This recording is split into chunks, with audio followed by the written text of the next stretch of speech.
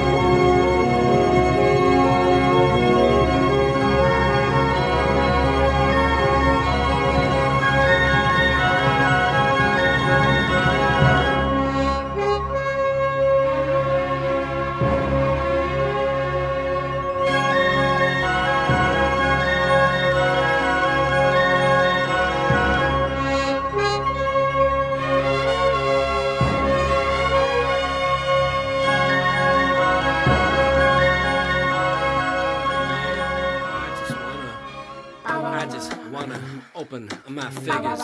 If I don't man, I get triggered, yeah. I just wanna open my figures. If I just wanna open my figures. I just wanna open my figures. I just wanna. Wow, look at this Battle of Naboo stuff, man. You can't beat the MTT. It's been a while since I've had it out because it's been down there somewhere underneath the shelf. So great to see it again. And also the STAP. What do we call it? The STAP? The STAPE? The STAP. That's the only acronym I don't like saying. STAP. I like AT-AT. I like... And that's about it. AT-AT's the only one that works, isn't it, really? That's a brilliant vehicle. Do check that out. So, just one figure to open to this episode. It is, of course, Umpas Stay. Looks impressive in the bubble, although he is yellowing. A lot of these figures are yellowing. The action figure grader discussed that very thing. Not everything yellows in the 30th anniversary. That's alright. Can't wait to get him loose too. But still, Umpas Stay is... look at him. He's a real beefy, chunky character. You got your bang for your buck there, didn't you? Anyway, he's no exception. You do get half of a drum with him, so I do need to get hold of Akrev, I think his name is. Let's see what it says on the back before we open him. It might even say the other dude's name as well. Let me just make this higher. Oi! There we go. What's it say? Umpas Stay is the percussionist who plays with the Max Rebo band. Bruh. Stop there. Not in the original trilogy. He's a special edition guy, so I bet there's fans out there who don't like the special edition and probably wouldn't want this guy on their shelves, but still, that's taste, matter of taste, but brilliant. You just remember they've got that one bit when you go boom, boom, boom, boom. They both sort of do that, don't they? Species. Klatooinian. Yeah, he does look like a Klatooinian, a big one at that. Thinks Hutts are gods because of their great age. Wow. That's interesting, isn't it? Some more figures in the line. What do you reckon? Not bad, huh? Let's just get him open. How do I open it, though? I reckon he's going to come off real well. Look at that car back image there. Yes, he is dog-like, isn't he? Like Kithaba, but bigger. He's really big, isn't he? He's a boss. Right, let's see how good this guy comes off. Should we... Oh, yeah, man. Should we do it? I don't like to do that with 30th anniversary. I like the cards. Oh, sod it, man. Oh, yeah! Right, so I've definitely got to get Akrev. Let's see this guy. I doubt he's yellowed. It's getting dark in here as I film this, but I doubt it. What have we got here? Look at all these lovely delights that come inside the cake. Look at that. Wow, the drum, the text is brilliant. Look at that, man. What an accessory that is. They were not skimping on the plastic, were they? Deluxe. What do you get in a deluxe set nowadays? You get that. I haven't got the Jango Fett. I didn't buy it on principle, ladies and gentlemen, but that's disgusting. Isn't that disgusting that they classify a flame as bloody deluxe? So, there's the coin. Wow, that's an interesting logo. I've never seen that before. Is that something to do with the Hutts? God. Very piratey. And on the other side, there's the man. He looks slightly slimmer there. Huh. Klatooinian, yes. Oh. Umpas Stay. He's got deep peg holes, man. They're good. So I can use one of the classics. Either that, or that will work for him. Should we do it now? Get him on a stand. Oh yeah. There he stands on really well. Good wide stance. Hang on, let's get both on, eh? Yeah, that's good. What do you reckon? Interesting. Love that headpiece. Swivel. Ball joint here, look at that. Good. That's what's good about the 30th anniversary. Look at that. Well, there's a swivel there, but that doesn't really bother me too much. He still stands alright. It's a bit hunched, isn't he? Oh no, he hinges up there like that. Hinge on the hips. There's a swivel there. It's alright. I'm kind of used to figures like that now. I know how to manage them. I'm going to get him standing still so we can have a look at him. And there he is. God, and he wasn't that expensive. I think I got him for... Did I get him for £20? All in, with the postage included. That's interesting as well. That attire is brilliant. It's what I liked about Galaxy's Edge. It's this kind of thing. Lots of underworld kind of look, criminal. gangster, I don't know, that kind of vibe you get off Jabba the Hutt. That's the first time you saw the underworld, really. Oi, crime syndicates and such like. Alrighty. Can that be removed? I wouldn't want it to really. Oh yes, you can. Oh god, yeah. I almost assumed you couldn't. Now he looks more like a Trandoshan. It's that headpiece looks very... Is that a boil joint there? Should have kept the camera on the stand. Yes, it is. Look at what a great figure that is. Who's a fan of Trandoshans? Comment if you are.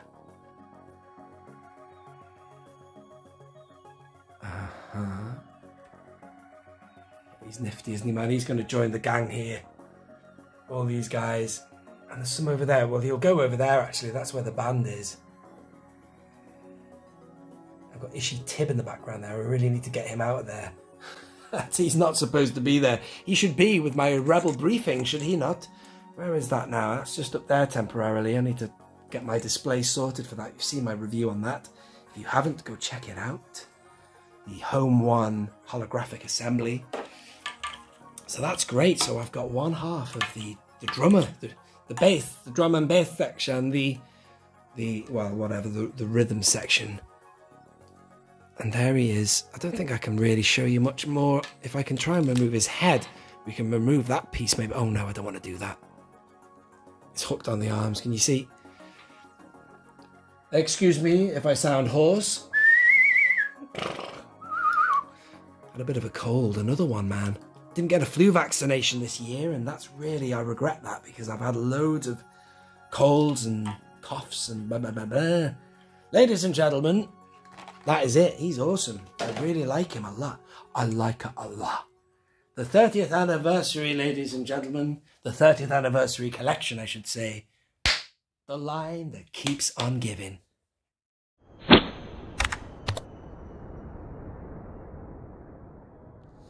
G'day, Nicholas. Question for OnlyFans. What beasts would you like to see come out in TVC? Myself, personally, I would like to either see a revised Dewback, a Mudhorn, or a Mythosaur would be fantastic.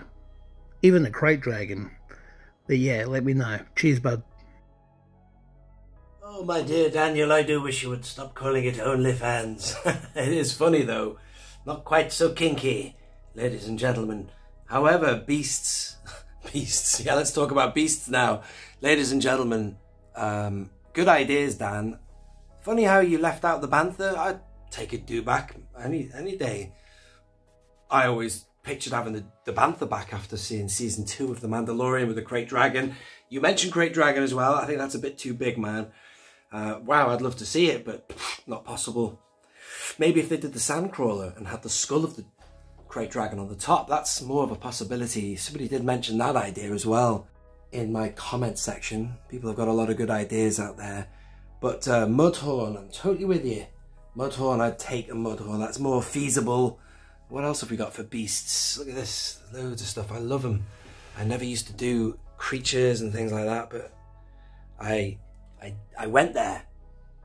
And the final one is one that has been pipelined now, the Blurg, at long last. Took them a long time, took them longer than needed really, but here is a Blurg. I'm going to show you this one if you haven't already seen it. This was made by Polyalloy Mario, brilliant 3D printed one, nicely painted. There's my Queel on top. So this one will join whatever Hasbro make. I'd like to think they would make a box of 2. Can't remember what was pipeline now, but because they're smaller than normal creatures, you know, so they could do that, couldn't they? Give us some bang for our buck, man. Thank you for your question, Daniel, aka Ed5. But also, Mythosaur, you're way off base there. That's a bit too big as well, my man. But again, I'd love to see it. Imagine that. Like, whew, it seemed to be potentially as tall as that AT-AT is from the floor, you know what I'm saying? So I don't know if that's going to happen or not, but wow, that would truly be a beast of a figure. Hello, Only One Kenobi. I have a question for you. Question is, if you were to live on any planet in the Star Wars galaxy of your choice, which one would it be? I think probably for me it would be Naboo. I love Tatooine, but I think Naboo I'd have to pick out of any of them. But what planet would you pick to live on if you had to in the Star Wars galaxy?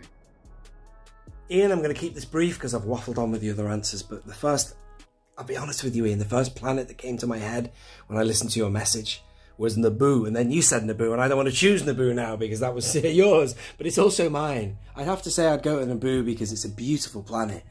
You know, it would be a lovely place to retire and go there, but it would be also great. I mean, if in the Star Wars universe, you're not bound to that one place because everybody has a ship.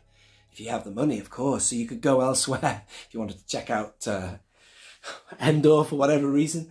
Would you go to Tatooine though? Would you go to somewhere as rough as that? You know what I mean?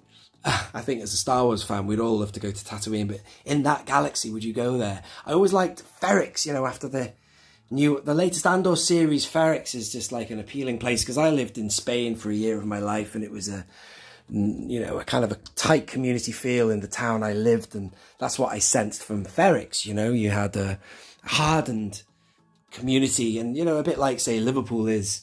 You know, you've got that working ethic. You know, everyone bands together and fights. Rebellious spirit of the Scouser. You saw that in Ferrix. None of them were ready to roll over for the Empire. You know, and they were gritting their teeth, and it was just a powder keg, man, wasn't it? And it blew at the end. It was brilliant. I love Andor. I can't wait to see it again. If you haven't seen Andor, do watch it. You'll love it.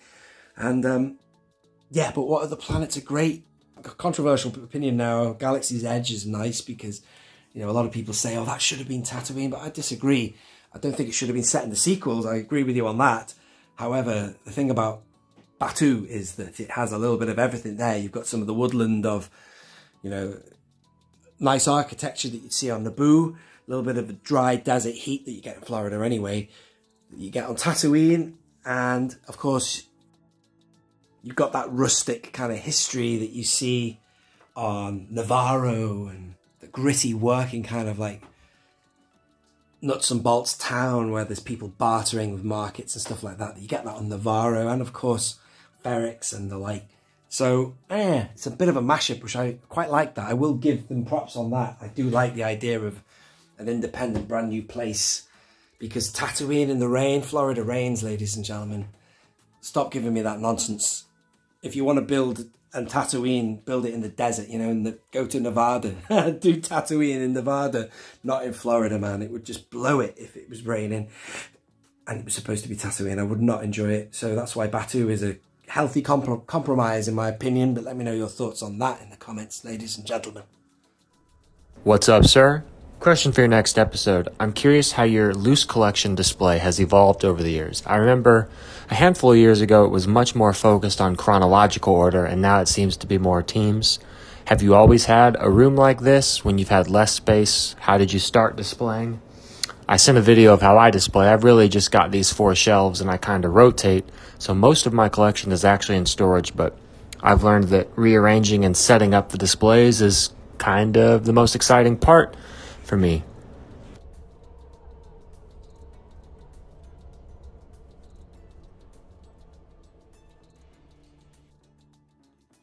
My man, I could give you a really long answer to that question, but all it really needs for me to say is that ever since I got these shelves installed here, and I moved into this place in 2020, so around about this time in 2020, the lockdown kicked in. I was quite lucky that I managed to get in here, because the day after, everything shut down. So the removal men would not have been available, and I would have been stuck in my old place with boxes everywhere, but I managed to get in here. I was lucky, and one of the first things I did, because I had all these figures, I knew I wanted to get some shelves up so I could spread them. And mostly I follow chronology, but over here there's going to be big changes afoot, and it's all due to the diorama pieces that I've received. Over here, I'm going to stay faithful to chronology. I like the prequels that way. They flow down. Very good. I'd have to dig out the photographs. I don't have them to hand when I'm producing this episode of Only One Fans, but I could easily make a separate video on this or something. But I only ever had a cluster of characters, I suppose a couple of Jedi would have stood together. Imperials would have stood together. And then after that, everything diversifies and blows up. Then you start to have sections of key characters, like, say, that group of Imperials there, massive entourage surrounding the Emperor. But then you can start to have a flow of everything that happens in the movies, from the Tantive 4. I used to have my homestead right here, but now I've moved that to a separate section for Tatooine. But, man, we could talk about that all day long. It depends on how much you've got, and if you want to spread it. And if you've got a lot of figures, I suggest you spread it, because otherwise, I don't know, man, it wouldn't make any sense, would it? And as everybody knows who follows my channel, I like to have everything in a particular order. If not chronological, at least in teams. I like the way you called it, teams, man. With regards to that video I put on Patreon, a lot of the discussion in that tour I did was to discuss how this is going to be very much an original trilogy team section based on iconography, you know, key dioramas that set things off. For example, that new holographic table for the Home One that I've just acquired not only depicts that one scene in Return of the Jedi, it also unlocks tons of characters. So that means that's one shelf that will accommodate a whole cast of people. The whole original trilogy band, pilots, rebel leaders. Nien Nunb can be put on there, you know what I mean? Calrissian and friends. That's great. I never used to want dioramas as well. If you want to know a bit more about my background on displays, I always liked the idea. I mean, look at this. Look at the Solo shelf there. I like that shelf for some reason, except for Luke Skywalker's lying on his back there. They just all connect like a movie poster would. You've got a mix of people. It's also in chronology from the events at the beginning. The Battle of Mimban. Is it Mimban? The mud place? I think it is. Enfys Nest just stood on her own there. The meeting of Chewie and Han.